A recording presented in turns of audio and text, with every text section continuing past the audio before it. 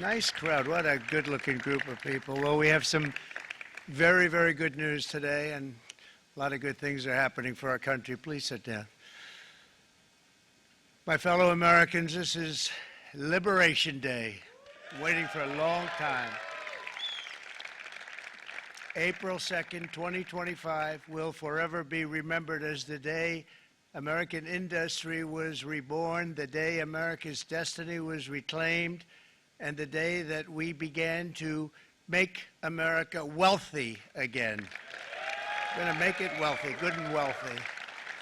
For decades, our country has been looted, pillaged, raped, and plundered by nations near and far, both friend and foe alike. American steel workers, auto workers, farmers, and skilled craftsmen, we have a lot of them here with us today. They really suffered gravely. They watched in anguish as foreign leaders have stolen our jobs, foreign cheaters have ransacked our factories, and foreign scavengers have torn apart our once beautiful American dream. We had an American dream that you don't hear so much about. You did 4 years ago, and you are now, but you don't too often, and for many years and decades even, you didn't hear too much about. Our country and its taxpayers have been ripped off for more than 50 years. But it is not going to happen anymore. It's not going to happen. In a few moments, I will sign a historic executive order instituting reciprocal tariffs on countries throughout the world. Reciprocal, that means they do it to us and we do it to them. Very simple. Can't get any simpler than that. This is one of the most important days, in my opinion, in American history. It's our declaration of economic independence. For years, hardworking American citizens were forced to sit on the sidelines as other nations got rich and powerful, much of it at our expense. But now it's our turn to prosper, and in so doing, use trillions and trillions of dollars to reduce our taxes and pay down our national debt, and it'll all happen very quickly. With today's action, we are finally going to be able to make America great again, greater than ever before.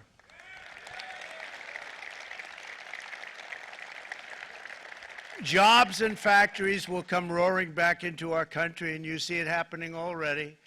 We will supercharge our domestic industrial base. We will pry open foreign markets and break down foreign trade barriers.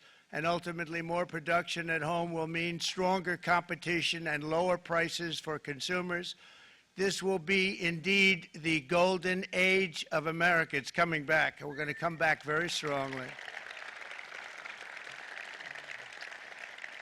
We're pleased to be joined on this momentous occasion by Vice President J.D. Vance. J.D., thank you.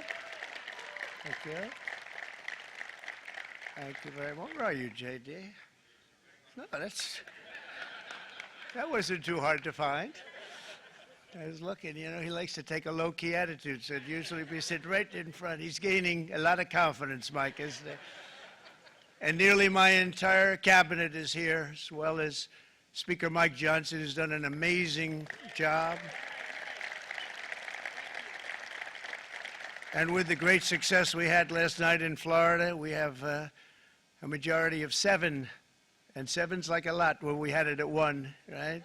You've done a fantastic job. And many of the members of the House and Senate are with us. Senators, Congressmen, thank you all for being with us. We appreciate it. For decades, the United States slashed our trade barriers on other countries, while those nations placed massive tariffs on our products and created outrageous non-monetary barriers to decimate our industries. And in many cases, the non-monetary barriers were worse than the monetary ones.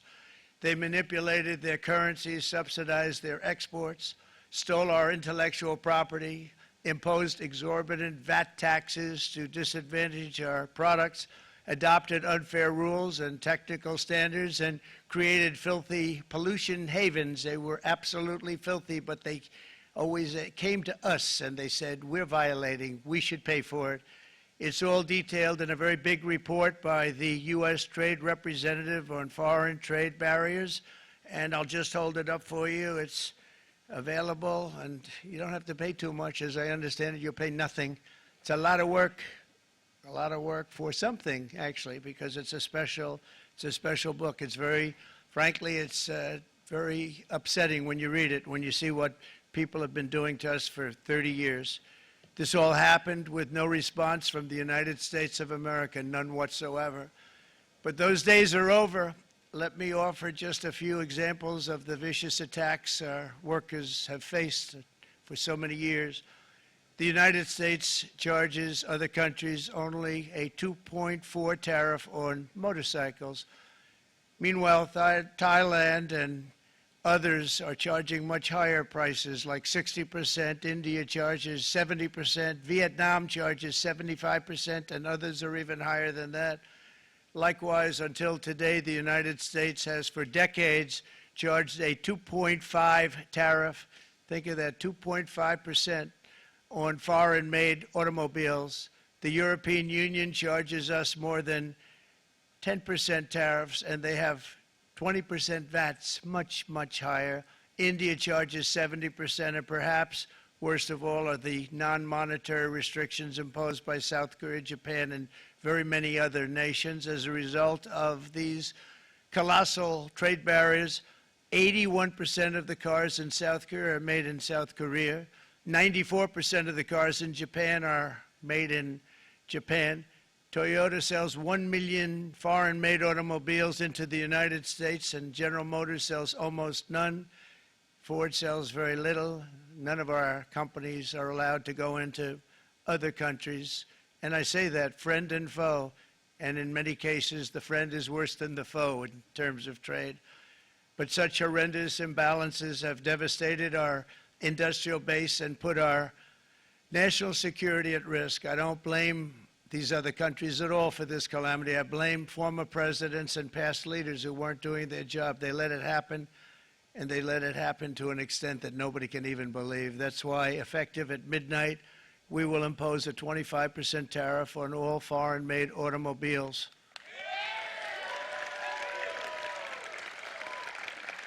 Thank you. Brian, I'd like to have you come up here for a second, okay?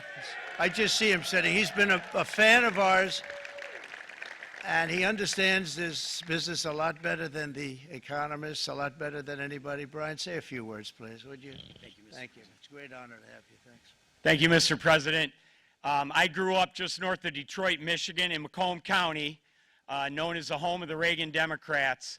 My first vote for president was for Ronald Reagan. I thought that was going to be the best president I ever saw in my lifetime until Donald J. Trump came along. I have watched my entire life, I have watched plant after plant after plant in Detroit and in the metro Detroit area close. There are now plants sitting idle. There are now plants that are underutilized, and Donald Trump's policies are going to bring product back into those underutilized plants. There's going to be new investment. There's going to be new plants built. And the UAW members, and I brought 20 of them with me, they're sitting right over here. We support Donald Trump's policies on tariffs 100%. So, Mr. President, we can't thank you enough. And in 6 months or a year, we're going to begin to see the benefits. I can't wait to see what's happening 3 or 4 years down the road. Thank you, Mr. President. Thank you. What a great guy. He got it right from the beginning. He got it before almost anybody else. This group over there, they got it too. And you know, we won the state of Michigan. We won almost all of them, but we won Michigan by a lot, and I want to just thank you all. The auto workers were fantastic. The Teamsters were fantastic. Everyone was pretty good, I will tell you. Thank you very much. I appreciate it. You're going to be very happy very soon, and you probably see what's happening with all of the, not only car companies, but car companies in particular. See it with all of the ones they're moving, they're announcing day in, day out. You're seeing it. Nobody's ever seen anything like that. With today's actions, we're also standing up for our great farmers and ranchers who are brutalized by nations all over the world. Brutalized. Canada, by the way, imposes a 250 to 300% tariff on many of our dairy products. They do the the first can of milk, they do the first little carton of milk at a very low price, but after that it gets bad, and then it gets up to 275, 300%. So when they're figuring what's Canada charging, they say, oh, about 2%, 3%. But take a look at what happens down the road. When you look a little bit, it's not a pretty picture, and we don't like it, and it's not fair. It's not fair to our farmers. It's not fair to our country. And with countries like Canada, you know, we subsidize a lot of countries and keep them going and keep them in business. In the case of Mexico, it's $300 billion a year. In the case of Canada, it's close to $200 billion a year. And I say, why are we doing this? Why are we doing this? I mean, at what point do we say, you got to work for yourselves, and you got to, this is why we have the big deficits. This is why we have that amount of debt that's been placed on our heads over the last number of years, and we're really not taking it anymore. Through non-tariff barriers, the European Union bans imports of most American poultry. You understand? They say, we want to send you our cars, we want to send you everything, but we're not going to take anything that you have. Australia bans, and they're wonderful people and wonderful everything, but they ban American beef, yet we imported $3 billion of Australian beef from them just last year alone. They won't take any of our beef. They don't want it because they don't want it to affect their farmers. And you know what? I don't blame them, but we're doing the same thing right now, starting about midnight tonight, I would say. And China charges American rice farmers an overquota, it's called, a tariff rate of 65%. South Korea charges 50, actually they charge different, from 50% to 513%. And Japan, our friend, charges us 700%. But that's because they don't want us selling rice, another thing. Who can blame them, Madam Secretary? Agriculture, great job you did on eggs, by the way. The egg prices came down 50%. You got them down 50%. Once we got involved, they were going through the sky. The egg prices, they were going through the sky, and you did a fantastic job. Now we have lots of eggs, and they're much cheaper, down about 59% now, and they're going down further. We charge 2.8% for so many things that other countries are charging 200%, 300%, and 400% for. If imposing tariffs and protective barriers made nations poor, then every country on earth would be racing to eliminate these policies, and China would be the first on line. They run a very strong country, but they're not first in line, and the American people are paying a very big price. From 1789 to 1913, we were a tariff-backed nation, and the United States was proportionately the wealthiest it has ever been. So wealthy, in fact, that in the 1880s, they established a commission to decide what they were going to do with the vast sums of money they were collecting. We were collecting so much money so fast, we didn't know what to do with it. Isn't that a nice problem to have? What do you think, Marco? Good problem? Marco would love that problem. But we don't have that problem anymore, but we're not going to have it very much longer, I will tell you. But they collected so much money, they actually formed a commission to determine what they were going to do with the money, who they were going to give it to, and how much. Then in 1913, for reasons unknown to mankind, they established the income tax so that citizens, rather than foreign countries, would start paying the money necessary to run our government. Then in 1929, it all came to a very abrupt end with the Great Depression, and it would have never happened if they had stayed with the tariff policy. It would have been a much different story. They tried to bring back tariffs to save our country, but it was gone. It was gone. It was too late. Nothing could have been done. It took years and years to get out of that depression, far longer than even FDR had that office right over there for a long period of time. The ramp system, it's rather intricate, was built because of him, and every time you walk up, you think of him, and he did a great job in many ways, but it lasted long beyond his terms, as you know. But it's not too late any longer, and we're going to start being smart, and we're going to start being very wealthy again. We're going to be wealthy as a country because they've taken so much of our wealth away from us. We're not going to let that happen. We truly can be very wealthy. We can be so much wealthier than any country. It's not even believable, but we're getting smart. Nearly a century later, in the face of unrelenting economic warfare, the United States can no longer continue with a policy of unilateral economic surrender. We cannot pay the deficits of Canada, Mexico, and so many other countries. We used to do it. We can't do it anymore. We take care of countries all over the world. We pay for their military. We pay for everything they have to pay. And then when you want to cut back a little bit, they get upset that you're not taking care of them any longer. But we have to take care of our people, and we're going to take care of our people first. And I'm sorry to say that.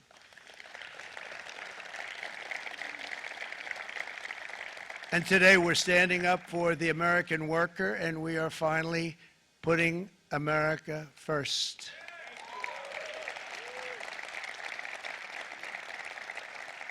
In Sleepy Joe Biden's last year in office, the United States hemorrhaged 100,000 manufacturing jobs, and the number was going through the roof at levels never seen before. And our trade deficit reached a record $1.2 trillion, which is unheard of. Since the beginning of NAFTA, the worst trade deal ever made, it was a horror show. I was able to terminate it. They all said you'd never be able to get it out. We had to get approval from Congress to get it terminated. We had to live with that deal. It was the worst deal, worst trade deal ever made by far. But since the very beginning of NAFTA, our country lost 90,000 factories. Think of what that is, 90,000. Think about putting a map up and putting tax on it. You wouldn't have enough room. 90,000. I said, is that possible? We had it checked 4 different times, and it was actually somewhat higher than that. And 5 million manufacturing jobs were lost while racking up trade deficits of $19 trillion. That was the worst trade deal ever made. As a result of these gigantic losses, foreign nations now own $26 trillion more of American assets than think of this, than the Americans own of their own foreign assets or other foreign assets. The United States can no longer produce enough antibiotics to treat our sick. We have a tremendous problem. We have to go to foreign countries to treat our sick. If anything ever happened from a war standpoint, we wouldn't be able to do it. We import virtually all of our computers, phones, televisions, and electronics. We used to dominate the field, and now we import it all from different countries. A single shipyard in China now produces more ships every year than all of the American shipyards combined. Think of that. And it was a business that we used to dominate. We used to dominate it totally. In short, chronic trade deficits are no longer merely an economic problem. They're a national emergency that threatens our security and our very way of life. It's a very great threat to our country. And for these reasons, starting tomorrow, the United States will implement reciprocal tariffs on other nations. It's been a long time since we even thought of that. We used to think about it a lot. We didn't think about it for many decades, and you see what's happened. For nations that treat us badly, we will calculate the combined rate of all their tariffs, non-monetary barriers, and other forms of cheating. And because we are being very kind, we're kind people, very kind. You're not so kind when you got ripped off with your salaries. My auto worker friends and my Teamster friends and all of the unions that typically voted Democrat, they're not voting Democrat anymore because worker, whether union or non-worker, they're for the Republicans now. That's what happened. But we will charge them approximately half of what they are and have been charging us. So the tariffs will be not a full reciprocal. I could have done that, yes, but it would have been tough for a lot of countries who didn't want to do that. I'd like to see the chart if you have it. Could you bring it up, Howard? This is our great Secretary of Commerce, Howard Lutnick. Thanks, Howard. So if you look at that, China, first row, China, 67%. That's tariffs charged to the USA, including currency manipulation and trade barriers. So 67%, I think you can, for the most part, see it. Those with good eyes, with bad eyes. We didn't want to bring, it's very windy out here, we didn't want to bring out the big charts because it had no chance of standing. Fortunately, we came armed with a little smaller chart. So 67%, so we're going to be charging a discounted reciprocal tariff of 34%. I think, in other words, they charge us, we charge them less, so how can anybody be upset? They will be because we never charge anybody anything, but now we're going to charge. European Union, they're very tough, very, very tough traders. You know, you think of European Union, very friendly. They rip us off. It's so sad to see. It's so pathetic. 39%, we're going to charge them 20%, so we're charging them essentially half. Vietnam, great negotiators, great people. They like me, I like them. The problem is they charge us 90%. We're going to charge them 46% tariff. Taiwan, where they took all of our computer chips and semiconductors. We used to be the king, right? We were everything. We had all of it. Now we have almost none of it, except the biggest company is coming in. We're going to end up with almost 40%. Lee Zeldin's working to get their approvals. And it's an amazing company. Mr. Wei, of one of the great companies of the world, actually. They're coming in from Taiwan, and they're going to build one of the biggest plants in the world, maybe the biggest for that. But 64%, we're going to charge them 32%. Japan, very, very tough, great people.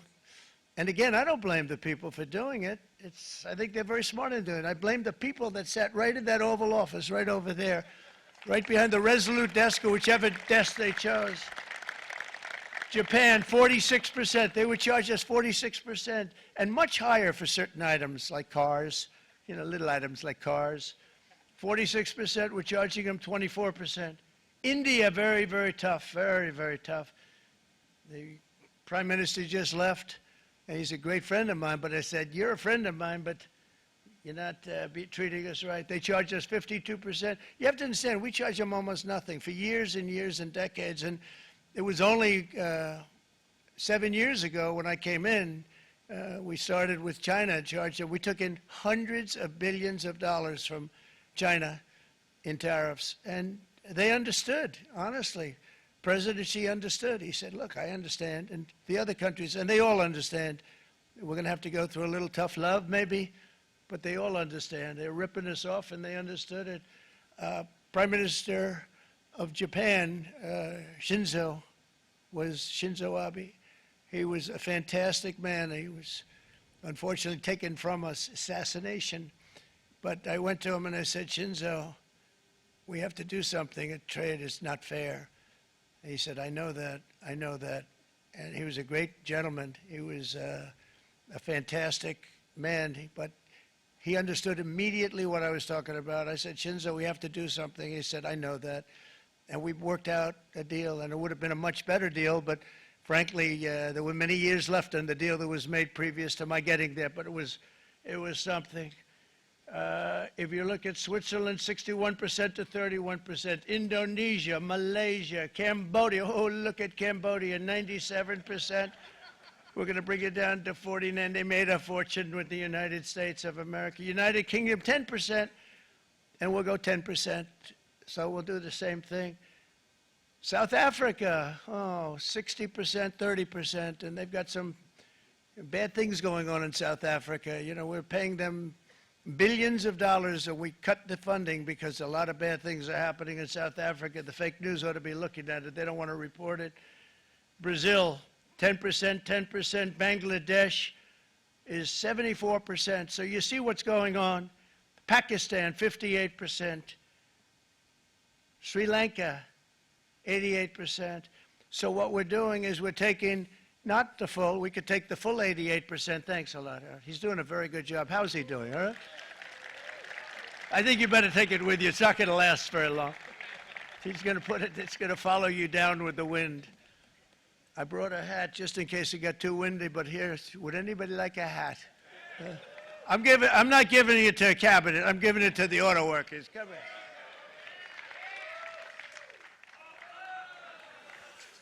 Thank you, fellas. Get it. That's it. That's it. They deserve it more than our cabinet. Our cabinet has plenty of hats. But you see the numbers. The numbers are so disproportionate. They're so unfair. At the same time, we will establish a minimum baseline tariff of 10%. You notice that on the chart.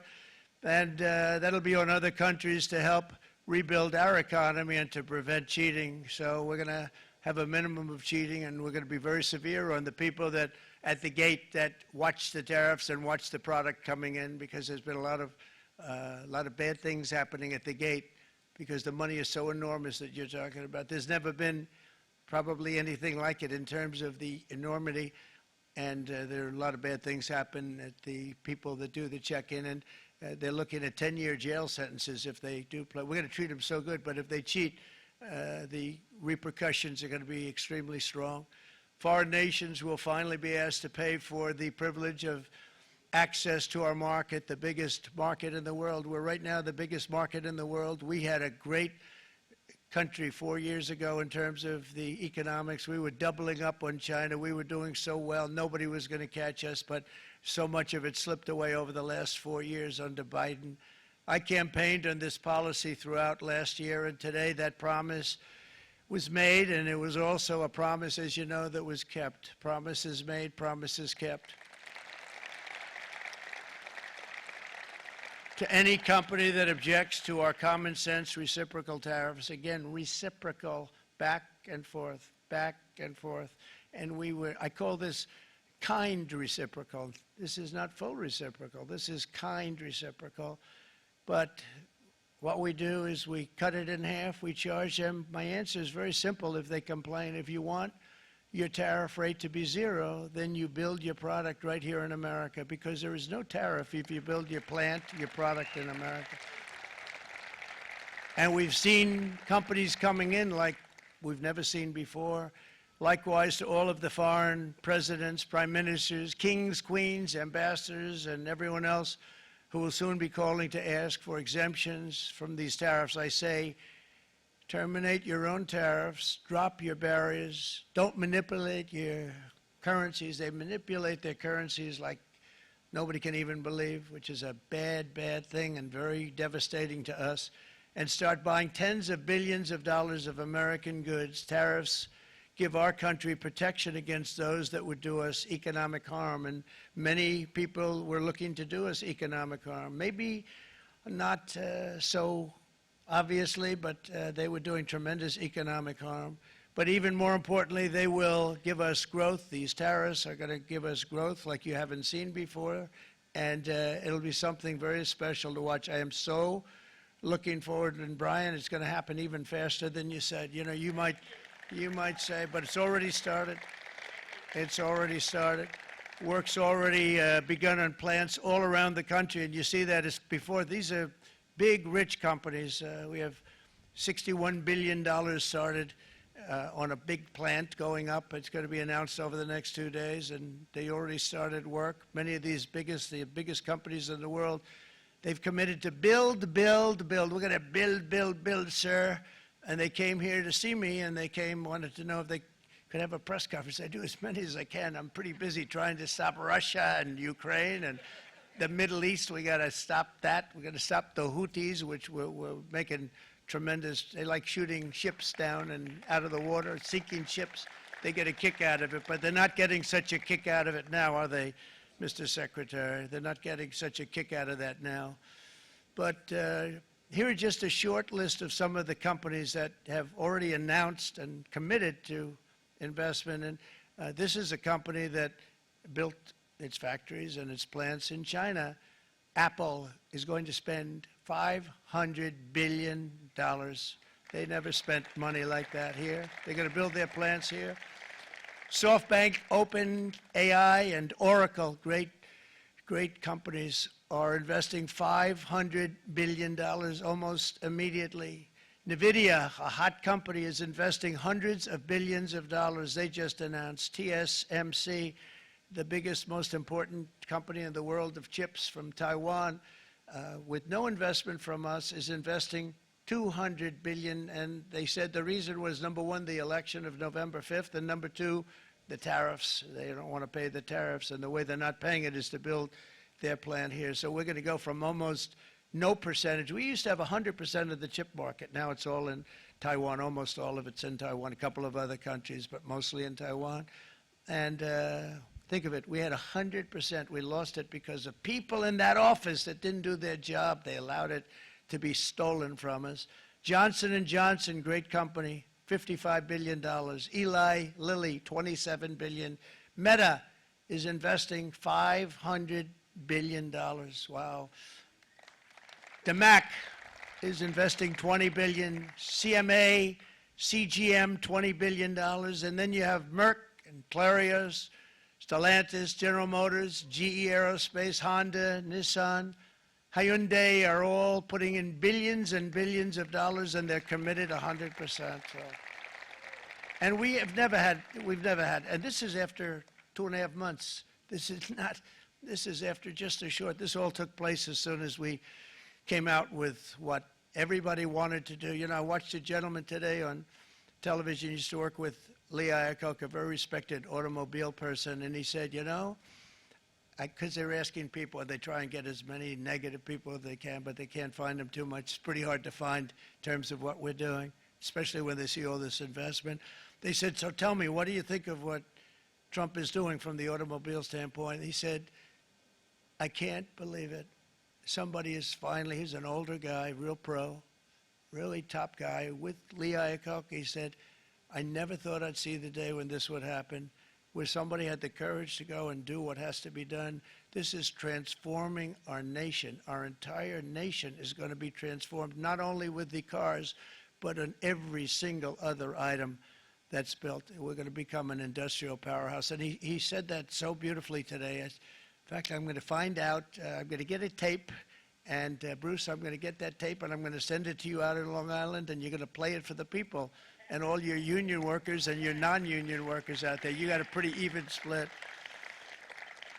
But we have, so far, it looks like we're going to have about $6 trillion of investments, and you wouldn't do that in years in this country over the last number of years. $6 trillion, and that's going to be much higher by the end of the year. And think of what $6 trillion is. You wouldn't have even a small percentage of that under this other system. We're going to be an entirely different country, and it's going to be fantastic for the workers. It's going to be fantastic for everyone.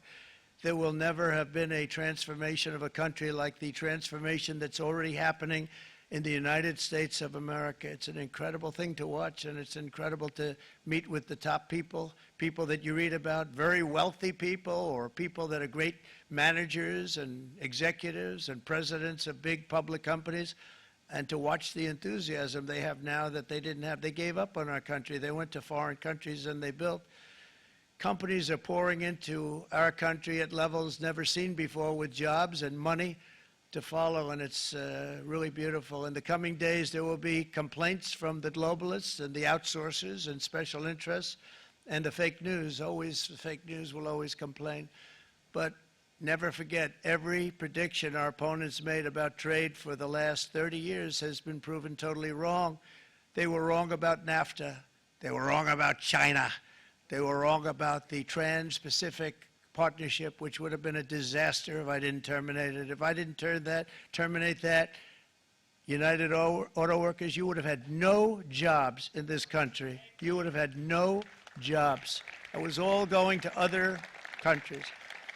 In my first term, they said tariffs would crash the economy. Instead, we built the greatest economy in the history of the world. And again, I have great respect for President Xi of China, great respect for China, but they were taking tremendous advantage of us, and I commend them for that. I say, hey, if you can get away with it, that's okay. But, you know, they understand exactly what's happening, and they probably, most of them are saying it's about time they did something, but and they're going to fight, and they're going to fight fair. Everyone's going to fight. You know, it's like, I say to the leaders, look, you got to take care of your country, but we have to start taking care of our country now. We can't do what we've been doing for the last 50 years. From the day of my election, the stock market went up in my first term 88%, with NASDAQ going up 155%, more than any president has ever had in any term in office, by far. And I think we're going to blow that away, and maybe the numbers won't show, but I think they're going to show much better than even those numbers. But what you're going to see is you're going to see activity, that empty, dead sites, factories that are falling down. Those factories will be knocked down, and they're going to have brand new factories built in their place. They're not only talking about renovating, they're talking about brand new, the best anywhere in the world, the biggest anywhere in the world. I have a friend who builds car plants. And I said, I want to see the biggest and the best. He said, well, we have to go to Mexico. I said, no, I want to see it in the United States. He said, we're not building them in there. This is a year and a half ago during the campaign. He said, we're not building it. You'd have to go to Mexico. When I was starting to decide to run, and I went to number one in the polls very rapidly, I want to say, like, let's say in the first hour. And then shortly thereafter, it looked like I was going to win, and the fake news was saying, oh, no, don't do this. What they don't know is if I didn't win, they would have really been in trouble, because nobody wants to read them anyway. But I tell you what, when it looked like I was going to win, I announced that I was going to be doing exactly what we're talking about today. Great consistency, actually, because I've been talking about it for 40 years, but because I saw what was happening 40 years ago. If you look at my old speeches when I was young, very handsome, my old speeches, and that people would say I'd be on a television show, I'd be talking about how we were being ripped off by these countries. I mean, nothing changes very much. The only thing that changed were the countries, but nothing really changes. But it's why it's such an honor. It's such an honor to be finally able to do this. If you look at China, I took in hundreds of billions of dollars in my term, hundreds of billions. They never paid 10 cents to any other president, and yet they paid hundreds of billions, so much so that Biden couldn't do anything. They wanted to try and terminate it because he had a very special relationship with China. You know what the relationship was? He had a special relationship. But the numbers were so big, that they couldn't do it. So they did ease it up. They did things that they shouldn't have done. They made it a lot more comfortable for them, but they couldn't do it because the numbers were hundreds of billions of dollars, and I did that. And we were on our way to doing something like incredible. And then we had a very bad election happen, a very bad election. A lot of bad things happened. So when I said we got to do it again, I said we have to make it too big to rig. And we made it too big to rig, and we won in records, and it was a monumental win. And it was such an honor to see so many of you, like Brian and your friends, here with us to celebrate, and to more importantly celebrate what we're doing, because that wouldn't be a full celebration if we didn't do this, because this will be an entirely different country in a short period of time. It'll be something the whole world will be talking about it. The critics made the very tired predictions earlier this year, but in February, core inflation dropped to the lowest rate in 4 years, and the price of eggs, as you know, just in a month and a half, we were there for 4 weeks, and the first week I got blamed for eggs. I said, I just got here. They said eggs have gone up at like 250% and you can't get eggs, and they were going crazy, and I said, I just got here. And then we got to work on eggs, and we got to work on everything, and our great Secretary of Agriculture, you did a fantastic job, Brooke Rollins, she did a fantastic job. And as I said before, the price of eggs dropped now 59%, and they're going down more, and the availability is fantastic. They were saying that for Easter, please don't use eggs. Could you use plastic eggs? I said, we don't want to do that. We want to, and you really came through. It's an amazing job. Thank you very much, Brooke. You did great. But likewise, an old-fashioned term that we use, groceries. I used it on the campaign. It's such an old-fashioned term, but a beautiful term, groceries. It sort of says a bag with different things in it. Groceries went through the roof, and I campaigned on that. I talked about the word groceries for a lot, and energy costs now are down, groceries are down, gasoline is way under $3, and people are beginning to be able to buy things and live again. We brought prices way down. We created 10,000 already in a few weeks, new manufacturing jobs. And it was that took place in 1 month, numbers that they haven't seen in a long time. We had virtually no inflation under my term. We had virtually no inflation for 4 years, but after transitioning over to Sleepy Joe, it went from almost non-existent to the highest in the history of our country. They had the highest inflation in the history of our country, brought up by energy and bad spending and bad policy, and a lot of bad things happened. How about allowing millions and millions and millions of people to pour into our country with open borders, where it's so sad to see even now, and I see our great secretary you have done, stand up please, Christy, stand up. Kristi Noem and Tom Homan. These people are doing a great job, but gotten them out in records. We have problems with judges that don't want them to go out. They want Tren de Aragua, and they want MS-13, the most vicious gangs ever. Nobody's ever seen anything like it. Absolute killer gangs. They kill people. They don't even think about it. And we put them out, and we have judges now, radical left judges that want to, they don't want them to go out. They want them to even be brought back. Let's bring them back. You've done a fantastic job, and please thank everybody. Homeland Security, thank everybody. Appreciate it. And we now have a border that's the best border that we've ever had, even better than it was my first term. My first term we did good, but this one we really specialized in. We've done really well. And we had records then. We had the best, safest border. 4 years ago, we had the best border there ever was. And now we have, you've actually matched it and done even better. And we're going to get it down the right way. And we want people, by the way, to come into our country, but we want to come in through a legal process. We want them to come in legally. We need more people. We need people to run these plants and to help the auto workers and the Teamsters and the non-union people and everybody else. But we need people and the farmers. And we're going to let people come in, but they want to come in. We want them to come in legally. They have to have the capability of loving our country, not people that hate our country. We don't want them in our country. And now we're going to pass the largest tax cuts in American history, and that's where we're relying on Mike and John Thune.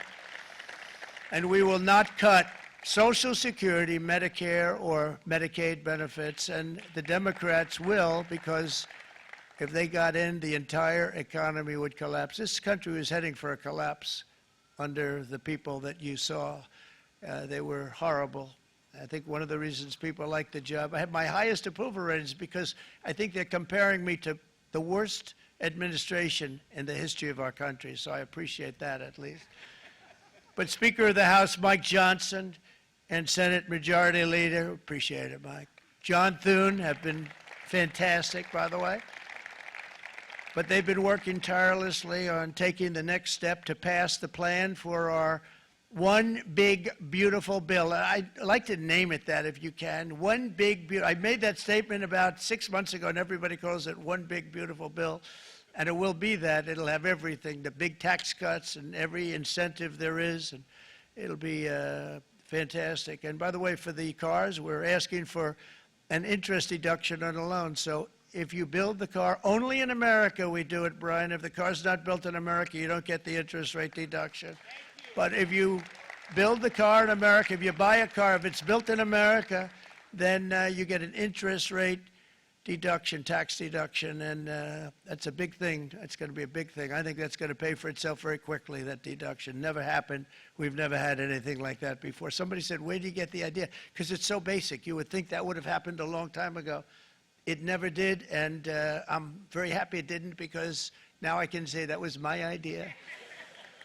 But we're going to get us closer to the debt extension. We have to get the debt extension passed, and I know you're going to be able to do that, Mike, and it's very important that you do that.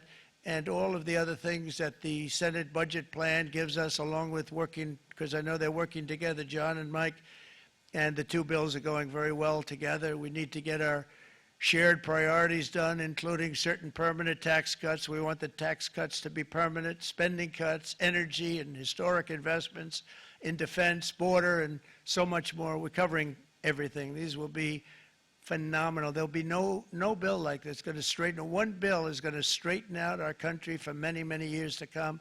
And we said, let's just do it and let's get it done. And some guys will love it and some guys will like it a little bit less because they're not getting what they were exactly looking for, but they're getting a lot. They'll never, if we get this done, it'll be the most incredible bill ever passed in the history of our Congress and Senate and congressmen, the senators and the congressmen, many of whom are here today, will be very proud of themselves. I really believe that. It's going to set us on a whole new prosperous path. We're going to cut spending and right-size the budget back to where it should be. We're going to do that very strongly. Thank you, Rick. Thank you. John, thank you. Oh, look at all of our senators over there. Oh, boy, that's a nice group of people. But I won't like them so much if they don't get this bill done.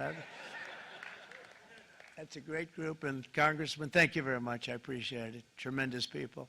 The Senate plan is my complete and total support, and the House plan likewise is very similar. They're moving along pretty much at the same clip, and as soon as you're ready, you'll show it to me, and I'm sure it'll have my support, Mike. Every Republican congressman and senator must unify. We have to unify. We can't be separated. We have to get it done. We have to get absolutely everything we can, and we have to take care of the American people. That's the only thing that matters. We have to take care of the American people first. We need to pass this bill immediately, get it done, including debt extension.